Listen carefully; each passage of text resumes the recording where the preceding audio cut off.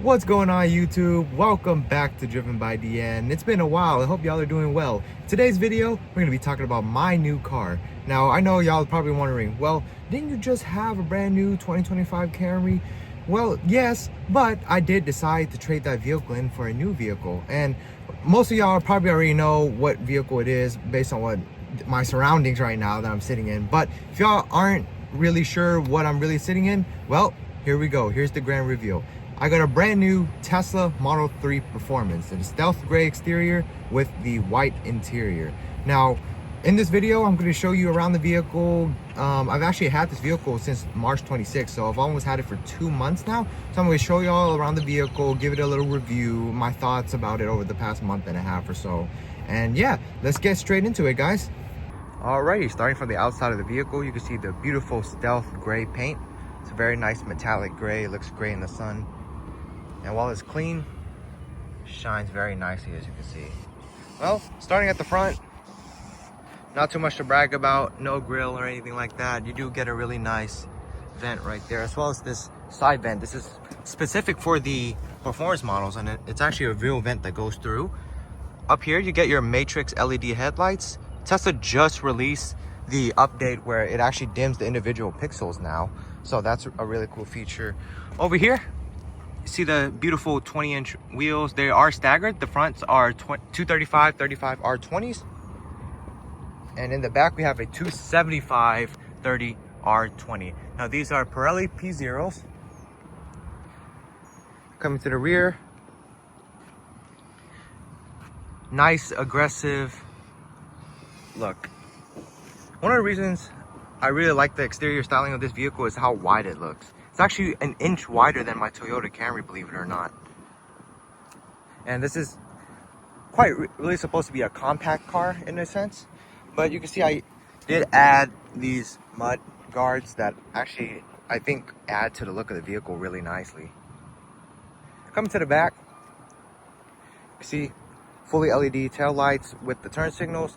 Reverse lights are actually down here. Tesla logo spelled out now, as well as the performance badge. Now this could be confused with the plaid badge on the Model S and the Model X, but this is specific to the Model 3, the performance badge. Down here you get a really nice matte black diffuser. I believe in the long range and the standard range Model 3 variants, it's just a flat black plastic. Coming to the side, over here, same thing, beautiful. So ever since I got this car, I've only changed a few things here and there about it. I don't think I'm going to do much to this car. I really like how it sits. But one of the biggest things I've did that really changed the look of this car is remove these aero cap inserts. So there used to be aero black plastic caps just like these surrounding this whole area right here. I removed that, and it really shows the red brakes. And I think it looks absolutely amazing. And I did add these, of course, and I tinted the windows fully ceramic all around. This is 5%, this is 20%, and up here it is 5% as well, through the whole roof. Another thing I added as we get into the interior is this shade, which keeps it nice and cool in that Houston heat. We're about to get 100 degrees here very soon. But take a look at that beautiful white interior with the performance bucket seats. Get the performance logo again right there. Seats are heated, ventilated. As you can see, they are perforated. This is a vegan leather. There's no real leather in this vehicle. You can see this beautiful door panel, black and white contrast. LED light strip, you can change it to any color. As well as your window switches, of course, and your emergency door release. All right. Let me turn it down a little bit. All right, hopping into the Model 3 Performance, you can see the familiar Tesla design language, very simplistic. Really no buttons in this cabin at all, other than these over here. So it's the ones on the steering wheel. Now, if you put your foot on the brake, that's how you start the vehicle. Everything whirls into life, and there you go. Now, I'll walk you through a little bit of this interior. So there's no stalks back here. If you haven't noticed already, no windshield wiper stalks over here, no turn signal, headlight stalks, or anything like that over here. Everything's on the steering wheel. So pretty easy to get used to. I actually got used to it within an hour or so of taking delivery of the vehicle. It's the Turn signals over here. You can flash your high beams right here. Still control the volume, the music, things like that. So up and down for the volume. Seek and rewind for left and right. Over here, you get your windshield wiper. You press it once, it'll wipe it once. If you hold it, it'll spray washer fluid. This brings up the cameras in that screen right there. And you press this for autopilot or full self-driving, excuse me, if you purchase that option. Now, personally, I didn't go with the full self-driving. I have just the autopilot, so this one does have the hardware for, but I did not opt in for the full self-driving because I genuinely like driving my car. But what I will say is it did come with 1 month of free full self-driving, and it's actually a really, really good system. Like it can drive. I've never had to intervene it, and it never made any mistakes or anything like that. But other than that, if you come down here, you get a wireless charger, some storage down here as well, 2 cup holders, and this can be covered, by the way, and some more storage down there. Let's go to the back seat real quick before I really dive into that screen, because that's going to take a little bit.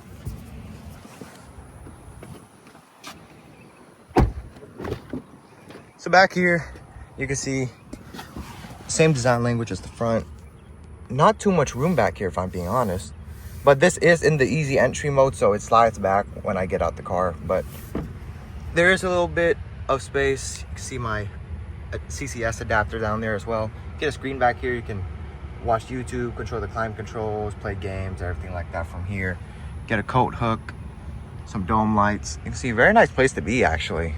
I've actually never sat back here, but it's actually really nice. Really nice place to be. Oh, I just scratched a little bit. Well, I have to wipe that away. There you go.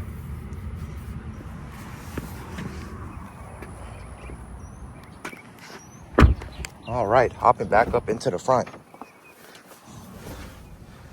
So you can see, beautiful screen. I actually added a matte screen protector to it, so there's no sun glare or anything like that.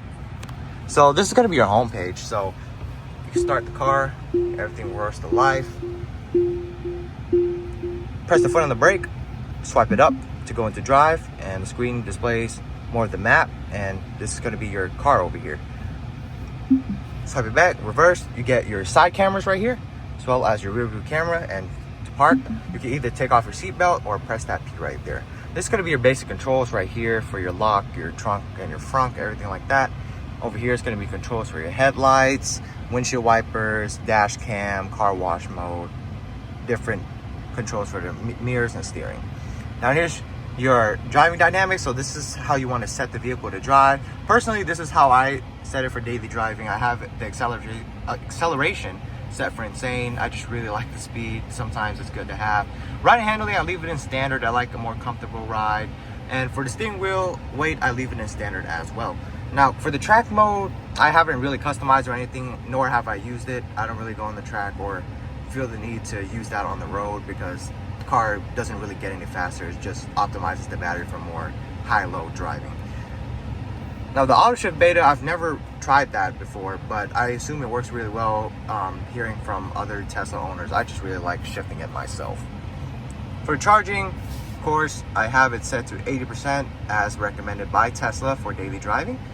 Now this car does get around 230 miles at 80%. Now if you charge it up to 90%, you're looking at 295 to 300 miles.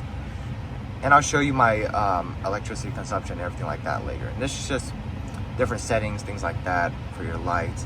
The adaptive headlights I was telling you about before, utilizing the individual pixels. And you can see different things like that. And you can see tire pressure, model. You can see I already put 3,600 miles on it. I really don't drive as much as I used to, but I really love this car, so sometimes I would just drive it for no reason. But let's go over here. You can see this is all my trip data. So since last charge, been 147 miles, and last charge I charged it to 90% actually, because I actually charge at work, and yesterday was my day off. I get free charging at work, so I charge it a little more, so I don't have to charge supercharging or charge at home. Now this is going to be trip A. I reset this the second I got to the car when I bought it. I've been 3,666 miles, used total of 973.1 kilowatt hours, and my average consumption was 265.4 watt hours per mile. Now you can see trip B, this is basically the car's whole lifetime. Basically same stats, kind of 9-ish miles off and a little bit off right there. But other than that, that's pretty much it for that. Go in here, your app drawer, of course, so you get a plethora of apps. You get your energy app, you can see your consumption, things like that. So like my history of consumption, so as how much I'm using while I'm parked. So since the last charge, I've used 18 miles of range while I'm parked, mainly due to Sentry mode. So that actually drains a lot of battery, but I like to have it on. It's definitely good for the peace of mind, things like that. And these are all the other apps. Couple apps noteworthy is, of course, Tesla Theater. You can go watch Netflix, Hulu, YouTube, everything like that. You get an arcade as well, so you can actually play games. You can also pair an Xbox or PlayStation controllers here, and you can actually play it through the screen. So that I think that's super cool. And of course, you get your internet browser right there. That's actually my first time opening it. Yeah, but all these other miscellaneous apps, you can see you get karaoke, Tidal, Apple Podcasts, all the good stuff. I like to leave this one here. Also like to leave the dash cam app on here. And I like to just have it like that. There you go. So that's kind of the drawer setup. I like to have this one right here for the dash cam, and whatever that may doesn't really matter to me. So I can quick save it right here, as well as look at my energy consumption. It's gonna be your climate control right here. Now, this does utilize the whole vent idea, so you can see you can change it right here, the direction of the air for the driver and passenger, your seats right here, your defrosters, heated steering wheel, everything like that. You see, this car's awesome. Well, yeah, I'll definitely go in depth more in another video. This video, I just really wanted to show y'all this new car. I've been busy with work, but finally figured out a schedule that works best, so I'll definitely be getting back into YouTube regularly. But yeah, let's hear a little bit of what I have to say about this car. Alrighty, like I said, I've had this car for a month and a half and 3,675 miles. Now, my honest thoughts about it, it's a fun to drive car, 100%. That's probably the most fun car I've ever had to drive. Very efficient, cost friendly as well. Other than the savings of gas, I get to charge for free at work. So I really only supercharge at superchargers when I'm going long distance to maybe San Antonio, Dallas, places that I would have to charge after 200 miles or so. But other than that, I charge for completely free at work. And one of the biggest things I want to address is why I traded in my Toyota Camry. Well, if I'm being completely honest, I really have no valid reason.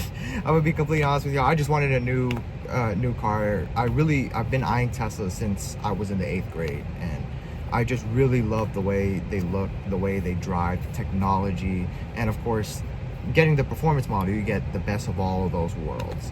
Now, comparing this to my Camry, I wouldn't say it's a fair comparison. They're two different cars. They're absolutely near perfect to what they do. Camry's efficient, it's reliable, everything like that. This car's definitely efficient as well, cost effective. Oh, I just saw a shot over a bird. There's a bird on top of my car. But anyways, yeah, it's definitely cost efficient. Now, fun fact, I pay less in insurance in this car than I do for my Toyota Camry by almost $200 a month. So I don't know what's up with that. And I actually got more coverages on this one. So I guess Camrys more prone to accidents, people drive recklessly in them or something like that. And at my young age, of course, insurance is going to be more expensive than most people. But my honest thoughts on this car, like I said, fun to drive, awesome technology, very cost friendly. I have no bad things to say about this car, really. It's an awesome car, and I'm really grateful I have an opportunity to drive this car at my age. It's been basically my dream car since I've been in middle school, and it's honestly a blessing to be sitting here today in this beautiful white interior you can see with the beautiful ambient lighting and things like that. But with that, I'm gonna wrap up this video. Please stay tuned. I'm gonna definitely upload more videos. I'm gonna do the every month review, everything like that, just like I did with my Camry. So please stay tuned, guys. I really appreciate y'all for watching. Hope y'all have a blessed one, and I'll see y'all on the next one.